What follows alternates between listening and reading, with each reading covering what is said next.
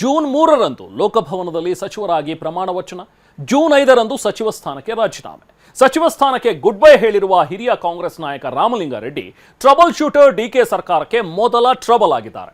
CM ಡಿಕೆಗೆ ಕೊಟ್ಟ ಮಾತು ನೆನಪಿಸಿದ ರಾಮಲಿಂಗಾರೆಡ್ಡಿ ಸಚಿವ ಸ್ಥಾನಕ್ಕೆ ರಾಜೀನಾಮೆ ಕೊಟ್ಬಿಟ್ಟಿದ್ದಾರೆ.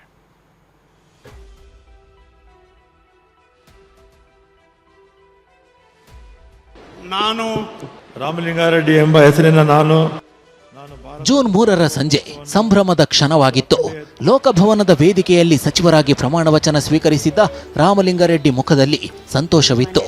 ಆದರೆ ಇದಾಗಿ ಕೇವಲ 42 ಗಂಟೆಗಳಲ್ಲಿ ಈ ಸಂಭ್ರಮ, ಸಂತೋಷ ಎಲ್ಲವೂ ಮಾಯವಾಗಿದೆ. ಸಚಿವರಾಗಿ ಪ್ರಮಾಣ ವಚನ ಸ್ವೀಕರಿಸಿದ 2 ದಿನಕ್ಕೆ ಸಚಿವ ಸ್ಥಾನಕ್ಕೆ ರಾಮಲಿಂಗಾರೆಡ್ಡಿ ರಾಜೀನಾಮೆ ಘೋಷಿಸಿ ಬಿಟ್ಟಿದ್ದಾರೆ. ಬೇಸರಾಗಿ ಈ ಆತ್ಮಸಾಕ್ಷಿ ವಿರುದ್ಧವಾಗಿ ಕೆಲಸ ಮಾಡಕ್ ಆಗ್ತಿಲ್ಲ ಅಂತ ಹೇಳಿ ಇವತ್ತು ನಾನು ರಾಜೀನಾಮೆ ಕೊಡ್ತಾ ಇದ್ದೀನಿ ಅಷ್ಟೇ. ಕೇಳಿಸಿಕೊಂಡ್ರ ಬೇಸರವಾಗಿದೆ. ಆತ್ಮಸಾಕ್ಷಿಯ ವಿರುದ್ಧವಾಗಿ ಕೆಲಸ ಮಾಡಲು ಸಾಧ್ಯವಿಲ್ಲ.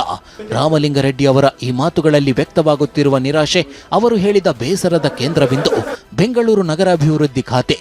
ಟ್ರಬಲ್ ಶೂಟರ್ ಬಂಡೆ ಸಿಎಂ ಡಿಕೆ ಶಿವಕುಮಾರ್ ನಿನ್ನೆಯಷ್ಟೇ ಅಳೆದು ತೂಗಿ ನೂತನ ಸಚಿವರಿಗೆ ಖಾತೆಗಳನ್ನು ಹಂಚಿಕೆ ಮಾಡಿದ್ರು. ಈ ಪೈಕಿ ರಾಮಲಿಂಗಾರೆಡ್ಡಿಗೆ ಜಲಸಂಪನ್ಮೂಲ ಖಾತೆ ನೀಡಲಾಗಿತ್ತು. ಇದರಿಂದಾಗಿ ಬೆಂಗಳೂರು ನಗರಾಭಿವೃದ್ಧಿ ಖಾತೆ ಮೇಲೆ ಕಣ್ಣಿಟ್ಟಿದ್ದ ರೆಡ್ಡಿ ಅಸಮಾಧಾನಗೊಂಡಿದ್ರು. ಇದಾಗಿ ಬೆಳಗಾಗುವಷ್ಟರಲ್ಲಿ ತಮ್ಮ ಸಚಿವ ಸ್ಥಾನಕ್ಕೆ ರಾಜೀನಾಮೆ ಘೋಷಿಸಿದ್ದಾರೆ. ರಾಜೀನಾಮೆ ಘೋಷಣೆಯ ವೇಳೆ ಸಿಎಂ ಡಿಕೆಗೆ ಕೊಟ್ಟ ಮಾತನ್ನು ನೆನಪಿಸಿದ್ದಾರೆ. ನಾನೇನು ಇವ್ರನ್ನು ಯಾರು ಶಿವಕುಮಾರ್ ಅವ್ರನ್ನು ಕೂಡ ನಾನು ಮಂತ್ರಿ ಮಾಡ್ಕೊಳ್ಳಿ ಅಂತ ಕೇಳಲಿಲ್ಲ, ಅಥವಾ ಸಿದ್ದರಾಮಯ್ಯನವ್ರ ಹತ್ರ ಹೋಗಿ ನಾನು ಮಂತ್ರಿ ಮಂಡಳಿ ಸೇರಿಸಿ ಅಂತ ಹೇಳಿಲ್ಲ, ಅಥವಾ ಹೈಕಮಾಂಡ್ಗೆ ಹೋಗಿ ನನ್ನ ಮಂತ್ರಿ ಮಾಡಿ ಅಂತ ನಾನೇನು ಕೇಳಿರಲಿಲ್ಲ. ಮಾಡಿದ್ದಾರೆ, ಸಂತೋಷ. ಮತ್ತು ಅವತ್ತ ಶಿವಕುಮಾರ್ ಬೆಂಗಳೂರು ಪೋರ್ಟ್ಫೋಲಿಯೋ ನಿನಗೆ ಕೊಡ್ತೀನಪ್ಪ ಅಂತ ಹೇಳಿದರು. ಆಯಿತು ಅಂತ ಬಂದು ನಾನು ಅದನ್ನು ಕೇಳಿರಲಿಲ್ಲ. ಆಮೇಲೆ ಬೇರೆಯವ್ರಿಗೆ ಆಯಿತು. ಅದಕ್ಕೆ ನನಗೆ ಬೇಸರ ಆಗಿ ಈ ಆತ್ಮಸಾಕ್ಷಿ ವಿರುದ್ಧವಾಗಿ ಕೆಲಸ ಮಾಡಕ್ ಆಗ್ತಿಲ್ಲ ಅಂತೇಳಿ ಇವತ್ತು ನಾನು ರಾಜೀನಾಮೆ ಕೊಡ್ತಾ ಇದ್ದೀನಿ ಅಷ್ಟೇ. ಅಂದು 2023ರಲ್ಲಿ ಸಂಪುಟ ರಚನೆ ವೇಳೆ ತಮ್ಮನ ಜೊತೆ ಮನೆಗೆ ಬಂದಿದ್ದ ಡಿಕೆ ಶಿವಕುಮಾರ್, ನಾನು ಸಿಎಂ ಆದಾಗ ಬೆಂಗಳೂರು ನಗರಾಭಿವೃದ್ಧಿ ಖಾತೆ ನಿಮಗೆ ಕೊಡ್ತೇನೆ ಅಂತ ಹೇಳಿದ್ರು. ಅಂದು ಸಂಜೆ 4 ಗಂಟೆವರೆಗೂ ನಮ್ಮ ಮನೆಯಲ್ಲೇ ಇದ್ರು ಎಂದು ಡಿಕೆ ಶಿವಕುಮಾರ್ಗೆ 3 ವರ್ಷಗಳ ಹಿಂದಿನ ಭೇಟಿಯನ್ನು ನೆನಪಿಸಿದ್ದಾರೆ. ನಮ್ಮ ಈಗಿನ ಮುಖ್ಯಮಂತ್ರಿಗಳು ಯಾರು, ನಮ್ಮ ಶಿವಕುಮಾರ್ ಅವರು ಮತ್ತು ಅವರ ಸಹೋದರ ಡಿ ಕೆ ಸುರೇಶ್, ಇವರೆಲ್ಲ ನಮ್ಮ ಮನೆಗೆ ಬಂದು 2.5 ವರ್ಷ ಆದಮೇಲೆ ನಾನೇ ಚೀಫ್ ಮಿನಿಸ್ಟರ್ ಆಗ್ತೀನಿ, ಆಗ ನಿನಗೆ ಈ ಪೋರ್ಟ್ಫೋಲಿಯೋ ಬಿಟ್ಕೊಡ್ತೀನಪ್ಪ ಅಂತ ಸಾಯಂಕಾಲ 4 ಗಂಟೆವರೆಗೂ ಇದ್ರು ನಮ್ಮ ಮನೇಲಿ. ಅಲ್ವೇನಪ್ಪ, ಸಂಜೆ 4 ಗಂಟೆವರೆಗೂ ನಮ್ಮ ಮನೇಲಿ ಇದ್ರು. ನೀವು ಮಾಧ್ಯಮದವರೆಲ್ಲ ಇದ್ದೀರಿ, ಅವತ್ತು ಎಲ್ಲ ನಮ್ಮ ಮನೆ ಮುಂದೆನೇ ಇದ್ರು. ನಾನು ಆಯಿತು ಅಂತ ಸುಮ್ಮನೆ ಆದೆ.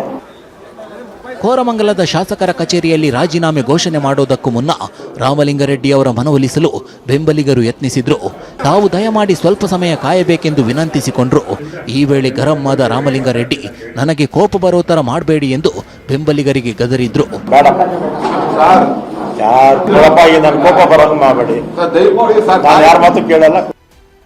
ರಾಜೀನಾಮೆ ಬಳಿಕ ಮಾತನಾಡಿದ ರಾಮಲಿಂಗಾರೆಡ್ಡಿ, ನನಗೆ ಯಾರ ಮೇಲೂ ಕೋಪ ಇಲ್ಲ, ಎಷ್ಟಂತ ಅವಮಾನವನ್ನ ಸಹಿಸಿಕೊಳ್ಳೋಕೆ ಆಗುತ್ತೆ ಎಂದು ಬೇಸರ ಹೊರಹಾಕಿದ್ರು.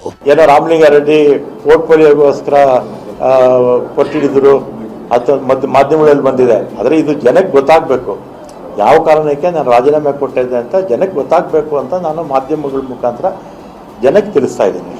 ನನಗೆ ಯಾರ ಮೇಲೂ ಕೋಪ ಇಲ್ಲ, ಸಿದ್ದರಾಮಯ್ಯವ್ರ ಮೇಲೂ ಕೋಪ ಇಲ್ಲ, ಶಿವಕುಮಾರ್ ಮೇಲೂ ಕೋಪ ಇಲ್ಲ, ಖರ್ಗೆ ಅವ್ರ ಮೇಲೂ ಕೋಪ ಇಲ್ಲವೇ ಇಲ್ಲ, ಹೈಕಮಾಂಡ್ ಮೇಲೂ ಕೋಪ ಇಲ್ಲ. No comments. ಸರ್, ನೀವು ಪಟ್ಟಿಡಿದಿರೋ ಸ್ಥಾನ ಕೊಟ್ರೆ ಅಂದ್ರೆ ಮತ್ತೆ ರಾಜೀನಾಮೆ ವಾಪಸ್ ಬರ್ತೀರಾ? ಇಲ್ಲ ಪತಾಳ ಸರ್, ನಿನ್ನೆ ಮುಖ್ಯಮಂತ್ರಿ ಚರ್ಚೆ ಆಗಿದೆ ಸರ್, ಸಂಜೆ. ನಾನೇನು ಮಾತಾಡಲ್ಲ, ಅಷ್ಟೇ ಮಾತಾಡೋದು. ಮಾಡದೆ ಮನವೊಲಿಸಿದ್ರೆ ಅಥವಾ ಖಾತೆ ಕೊಟ್ರೆ ಏನ್ ಮಾಡ್ತೀವಿ? ಏನು ಮಾತಾಡಲ್ಲ. ಈಗ ಆತ್ಮಸಾಕ್ಷಿಗೆ ಈಗ ಹ್ಯುಮಿಲಿಯೇಷನ್ ಅಲ್ವಾ, ಎಷ್ಟು ಅಂತ ಇದು ಮಾಡೋಕ್ಕಾಗುತ್ತೆ. ಕೋರಮಂಗಲದ ಶಾಸಕರ ಕಚೇರಿಯಲ್ಲಿ ಕುಳಿತು ರಾಮಲಿಂಗಾರೆಡ್ಡಿ ರಾಜೀನಾಮೆ ಘೋಷಿಸುತ್ತಿದ್ದಂತೆ ಕಾಂಗ್ರೆಸ್ ನಾಯಕರು ಅಲರ್ಟ್ ಆಗಿದ್ರು. ಎಐಸಿಸಿ ಕಾರ್ಯದರ್ಶಿ ಅಭಿಷೇಕ್ ದತ್ತ ಸೇರಿದಂತೆ ಹಲವು ನಾಯಕರು ರಾಮಲಿಂಗಾರೆಡ್ಡಿ ನಿವಾಸಕ್ಕೆ ಭೇಟಿ ನೀಡಿ ಮನವೊಲಿಸುವ ಪ್ರಯತ್ನ ಮಾಡಿದ್ರು. ಬಳಿಕ ಮಾತನಾಡಿದ ಸಿಎಂ ಡಿಕೆ ಶಿವಕುಮಾರ್ ಕೂಡ, ರಾಮಲಿಂಗಾರೆಡ್ಡಿ ಹಿರಿಯ ನಾಯಕರು, ನನ್ನ ಆತ್ಮೀಯ ಸ್ನೇಹಿತ, ಚರ್ಚಿಸಿ ಸಮಸ್ಯೆ ಬಗೆಹರಿಸುತ್ತೇವೆ ಎಂದು ಭರವಸೆ ನೀಡಿದ್ದಾರೆ.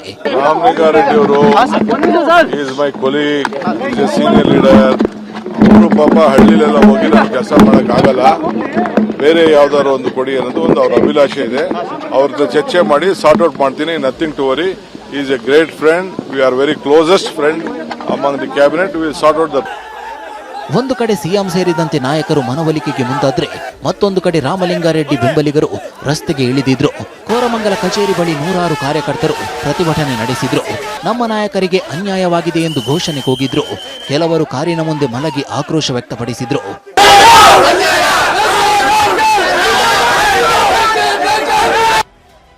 ಇತ್ತ ಖರ್ಗೆ ನಿವಾಸದ ಎದುರು ಕೂಡ ಬೆಂಬಲಿಗರು ಸಾಮೂಹಿಕ ರಾಜೀನಾಮೆ ಪತ್ರ ಸಲ್ಲಿಸಿ ಅಸಮಾಧಾನ ಹೊರಹಾಕಿದ್ರು.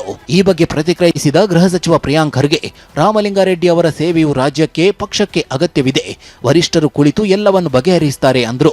ರಾಮಲಿಂಗಾರೆಡ್ಡಿ ಸಾಹೇಬರು ಕಾಂಗ್ರೆಸ್ಸಿನ ಹಿರಿಯರು, ವರಿಷ್ಠರು, ಯಾವುದೇ ರೀತಿಯಾದಂಥ ಅಸಮಾಧಾನ ಅವರಲ್ಲಿ ಇದ್ರೂ ಕೂಡ ಅದು ವರಿಷ್ಠರು ಕೂತ್ಕೊಂಡು ಬಗೆಹರಿಸ್ತಾರೆ. ಅದ್ರ ಯಾವುದೇ ತೊಂದರೆ ಇಲ್ಲ.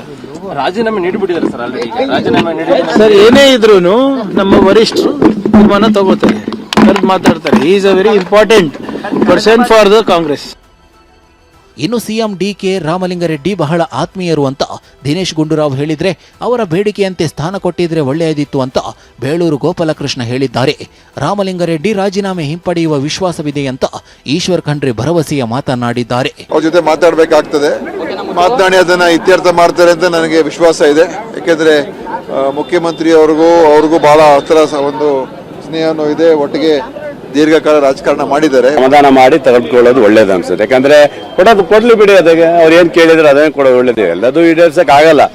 ಏನಾದ್ರು ಮಂತ್ರಿ ಸ್ಥಾನ ಕೊಟ್ಟಿಲ್ಲ ಅಂತ ಹೇಳಿದ್ರೆ ಬೇಜಾರಾಗ್ಬೋದು. ಬಟ್ ಯಾಕೆ ಹಾಗೆ ಮಾಡಿದ್ರು ಗೊತ್ತಿಲ್ಲ. ನಿಜವಾಗ್ಲೂ ಒಳ್ಳೆ ವ್ಯಕ್ತಿ ಇದ್ದಾರೆ ಅವರು, ನಮ್ಮ ಪಕ್ಷಕ್ಕೆ ಬಹಳ ಬೇಕಾದವರು. ಆಂತರಿಕ ವಿಷಯಗಳಿದ್ದಾವೆ. ನಮ್ಮ ಪಕ್ಷದ ವರಿಷ್ಠರು ಇದನ್ನು ಸರಿಪಡಿಸ್ತಾರೆ. ನೋಡಿ, ಖರ್ಗೆ ಸಾಹೇಬ್ರಿದ್ದಾರೆ, ರಾಹುಲ್ ಜಿ ಅವರು ಬರ್ತಾ ಇದ್ದಾರೆ, ಇಲ್ಲೇ ಮಾನ್ಯ ಸಿದ್ದರಾಮಯ್ಯ ಸರ್ ಅವರು, ಡಿ ಕೆ ಶಿವಕುಮಾರ್ ಸರ್ ಅವರು ಇದ್ದಾರೆ, ನಮ್ಮ ಪ್ರಧಾನ ಕಾರ್ಯದರ್ಶಿಗಳು ಬರ್ತಾ ಇದ್ದಾರೆ. ಅವರೆಲ್ಲರೂ ಕೂಡಿ ಚರ್ಚೆ ಮಾಡಿ ಅವರಿಗೆ ಮನವೊಲಿಸ್ತಾರೆ ಅನ್ನುವಂಥ ಭರವಸೆ ಇದೆ. ರಾಮಲಿಂಗಾರೆಡ್ಡಿ ರಾಜೀನಾಮೆ ಬಗ್ಗೆ ಮಾತನಾಡಿದ ಮಾಜಿ ಸಚಿವ ರಾಜಣ್ಣ, ಡಿಕೆ ಶಿವಕುಮಾರ್ ವಿರುದ್ಧ ಪರೋಕ್ಷ ವಾಗ್ದಾಳಿ ನಡೆಸಿದ್ರು. ಡಿಕೆ ಶಿವಕುಮಾರ್ ಯಾವ ಟ್ರಬಲ್ ಶೂಟರ್ ರೀ ಅಂತ ಕೇಳಿದ್ರು. ಅಲ್ಲಲ್ಲ, ಯಾವ ಪತ್ರ ಏನಿಲ್ಲ. ಅವರು ಹೇಳಿದಾರಲ್ಲ, ನಾನು ಆತ್ಮಸಾಕ್ಷಿ ಅನುಗುಣವಾಗಿ ಕೆಲಸ ನಿರ್ವಹಿಸಲಿಕ್ಕೆ ಸಾಧ್ಯ ಆಗಲ್ಲ, ಅದಕ್ಕೆ ರಾಜೀನಾಮೆ ಕೊಟ್ಟಿದ್ದೀನಿ ಅಂತ ಒಂದು ಹೇಳಿದ್ದಾರೆ. ಯಾವ ಟ್ರಬಲ್ ಶೂಟರ್ ನೀವು ಮಾಡಿರೋ ಟ್ರಬಲ್ ಶೂಟರು? ಹಂಗಿದ್ಮೇಲೆ ಅಸ್ಸಾಂಗೆ ಹೋಗಿ ಯಾಕೆ ಟ್ರಬಲ್ ಶೂಟ್ ಆಗಲಿಲ್ಲ ಹಂಗಾರೆ? ಸುಮ್ಮನೆ ಏನೋ ಒಂದು ಅದೇ ಸ್ಥಾನ ಇಲ್ಲ. ಅದೀಗ ಇವ್ರಿಗೆ ಕಂಡ್ರಿಗೆ ಯಾಕೆ ಫಾರೆಸ್ಟ್ ಕೊಡಲಿಲ್ಲ ಹಂಗಾರೆ? ಅವ್ರಿಗೂ ಫಾರೆಸ್ಟ್ ಕೊಡಬೇಕಾಗಿತ್ತಲ್ಲ.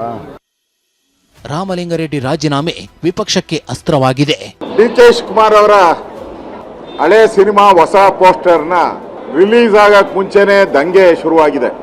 ಸ್ವೇರಿಂಗ್ ಆದ 3 ದಿನದಲ್ಲಿ 3 ಬಾಳು ಆಗ್ತಾ ಇದೆ. ಡಿ ಕೆ ಶಿವಕುಮಾರ್ ಮುಖ್ಯಮಂತ್ರಿಗಳು, ಸಿದ್ದರಾಮಯ್ಯವರ ಸಚಿವ ಸಂಪುಟ ಮೊದಲನೆಯ ವಿಕೆಟ್ ಹೊತ್ತು ಪತನ ಆಗಿರುವಂಥದ್ದು. ಡಿ ಕೆ ಶಿವಕುಮಾರ್ ಅವರ ನೇತೃತ್ವದಲ್ಲಿ ಸರ್ಕಾರ ಅಸ್ತಿತ್ವಕ್ಕೆ ಬಂದಿದೆ. ಇರೋದು ಕೇವಲ 2 ವರ್ಷ ಮಾತ್ರ. ಈಗ ಮತ್ತೆ ಹಗ್ಗ. ಕೆಲವು ಮಾಧ್ಯಮಗಳು ಸಿಕ್ಸರ್ ಹೊಡೆದ ಶಿವಕುಮಾರ್, ಮೊದಲ ಬಾಲ್ನಲ್ಲೇ ಸಿಕ್ಸರ್ ಹೊಡೆದ ಶಿವಕುಮಾರ್ ಅಂತ ಹೇಳಿದರು. 2ನೇ ಬಾಲಲ್ಲಿ ಹಿಟ್ ವಿಕೆಟ್ ಆಗಿದೆ. ಇದು ರಾಜ್ಯದ ಹಿತದೃಷ್ಟಿಯಿಂದ ಇರಲಿ, ಆಡಳಿತದ ಮೇಲೆ ಆಗಲಿ ಒಳ್ಳೆ ಪರಿಣಾಮ ಬೀರಲ್ಲ. ಸಚಿವ ಸ್ಥಾನ ಸಿಕ್ಕರೂ ತಾವು ಬಯಸಿದ ಖಾತೆ ಸಿಗಲಿಲ್ಲ ಎಂಬ ಬೇಸರದಲ್ಲಿ ರಾಮಲಿಂಗಾರೆಡ್ಡಿ ರಾಜೀನಾಮೆ ನೀಡಿದ್ದಾರೆ. ಕೇವಲ 42 ಗಂಟೆಗಳ ಕಾಲ ಸಚಿವರಾಗಿದ್ದ ರಾಮಲಿಂಗಾರೆಡ್ಡಿ ಡಿಕೆ ಸಂಪುಟಕ್ಕೆ ಮರಳ್ತಾರಾ ಎಂಬ ಪ್ರಶ್ನೆಗೆ ಉತ್ತರ ಸಿಗಬೇಕಿದೆ. Bureau report, TV9.